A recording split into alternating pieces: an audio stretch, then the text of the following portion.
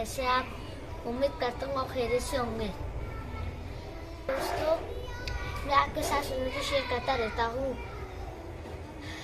फ़लस्तीनी मुसलमानों पर जो जुल्म हो रहा है, उस हवाले से हम क्या कर सकते हैं? हम नमाज़ पढ़ सकते हैं, तो हमें 2 रकात सलातुल हाजात पढ़ के दुआ करनी चाहिए उनके लिए। और जो हमें मनी पॉकेट मिलती है, तो उसमें से हमें उनकी मदद करनी चाहिए।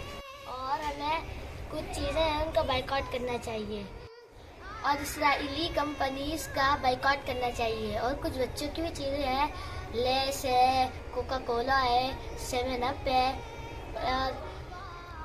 रेस्टोरेंट, मैकडॉनल्ड और KFC का बाइकआउट करना चाहिए हमें। जज़ाकल्लाह खैरा। यासीन शरीफ पढ़नी चाहिए, यासीन शरीफ पढ़ के दुआ करनी चाहिए। रोज़ा रख कर दुआ कर सकते हैं आप, रोज़ा भी रखना चाहिए, ये सब करना चाहिए। 3 यासीन शरीफ ऐसे पढ़ लें आप।